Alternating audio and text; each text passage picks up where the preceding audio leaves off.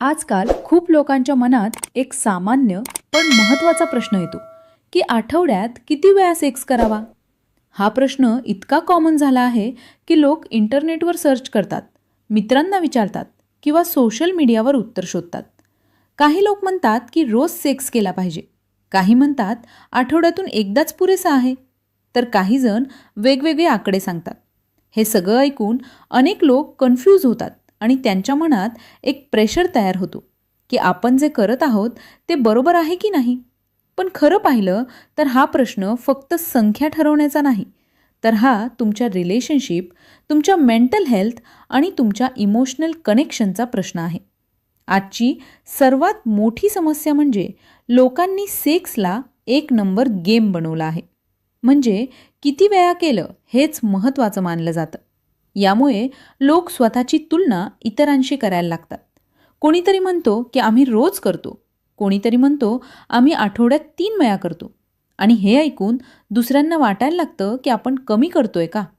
ही तुलना हळूहळू इनसिक्युरिटीमध्ये बदलते.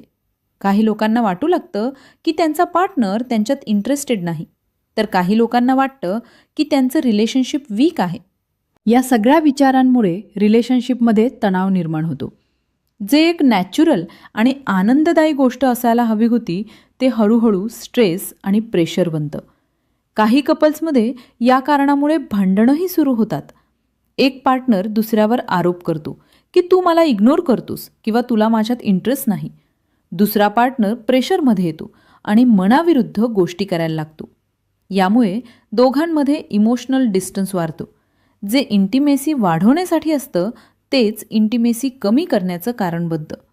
ही खूप मोठी समस्या आहे आणि ती फक्त चुकीच्या समजुतीमुळे तयार होते. आता प्रश्न येतो की हे सगळं का होतं. याचं मुख्य कारण म्हणजे आपल्याला सेक्सबद्दल योग्य शिक्षण कधीच दिलं जात नाही.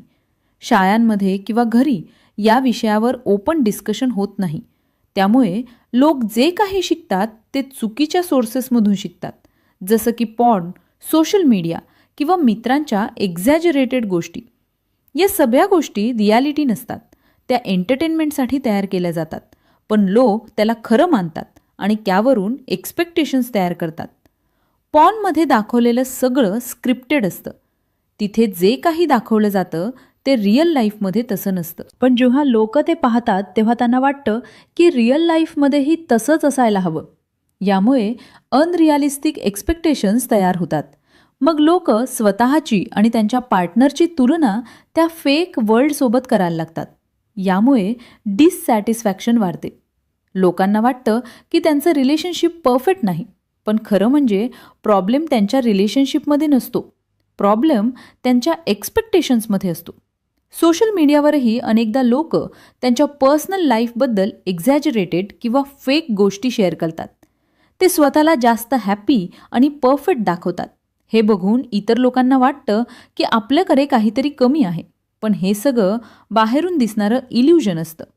प्रत्येक रिलेशनशिपमध्ये अप्स अँड डाऊन्स असतात, पण सोशल मीडियावर ते कोणी दाखवत नाही. आता खरी गोष्ट समजून घेणं खूप गरजेचं आहे. सायन्स काय सांगते ते पाहिलं तर काही स्टडीज असं सांगतात की ॲव्हरेज कपल आठवड्यातून 1 ते 2 वेळा सेक्स करतात. पण ही फक्त ॲव्हरेज आहे.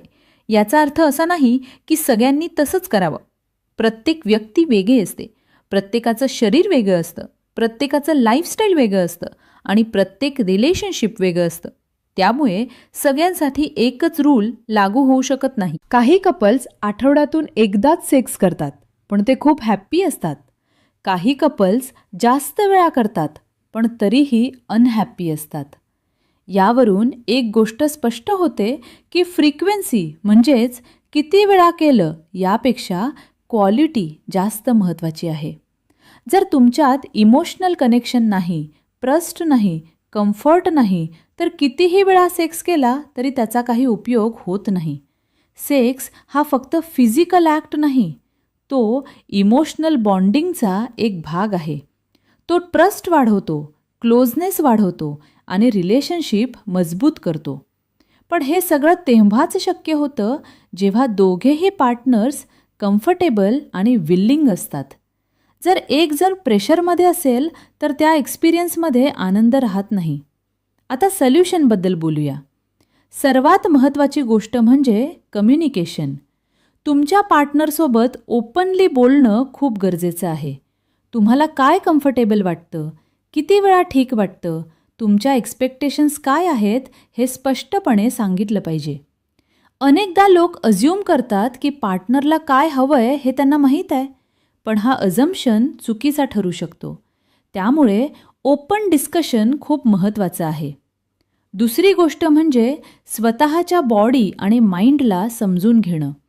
प्रत्येकाचा मूड दररोज सारखा नसतो. काही वेळा स्ट्रेस जास्त असतो, कामाचा ताण असतो किंवा थकवा असतो. अशावेळी इंटरेस्ट कमी होणं पूर्णपणे नॉर्मल आहे.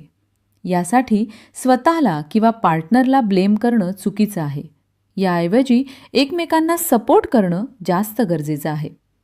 तिसरी गोष्ट म्हणजे कंपॅरिझन पूर्णपणे बंद करणं. इतर लोक काय करतात याचा तुमच्या रिलेशनशिपशी काहीही संबंध नाही. प्रत्येकाचं लाईफ वेगळं आहे. त्यामुळे स्वतःची तुलना इतरांशी करणं थांबवलं पाहिजे. तुमचं रिलेशनशिप तुमच्या रूल्सनुसार चाललं पाहिजे. चौथी गोष्ट म्हणजे क्वालिटीवर फोकस करणं. जेव्हा तुम्ही एकमेकांसोबत वेळ घालवता तेव्हा त्या वेळेचा क्वालिटी महत्त्वाचा आहे.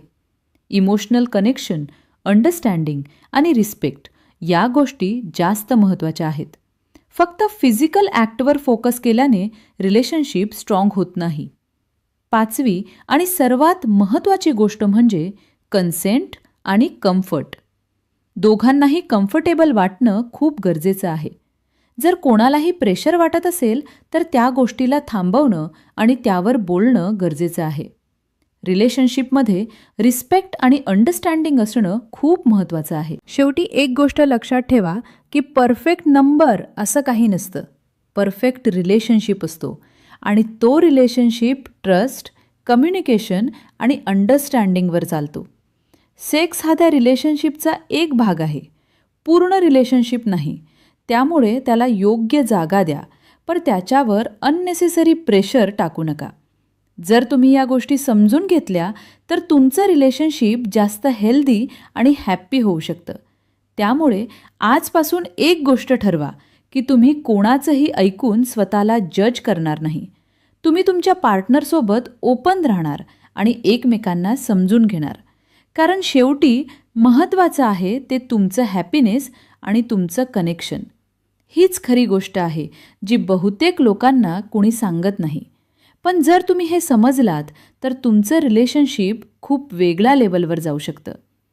जर तुम्हाला हा व्हिडिओ उपयोगी वाटला असेल तर लाईक करा, शेअर करा आणि चॅनलला सबस्क्राईब करा. अशाच युजफुल आणि रिअल माहितीसाठी आमच्यासोबत रहा. Thank you for watching.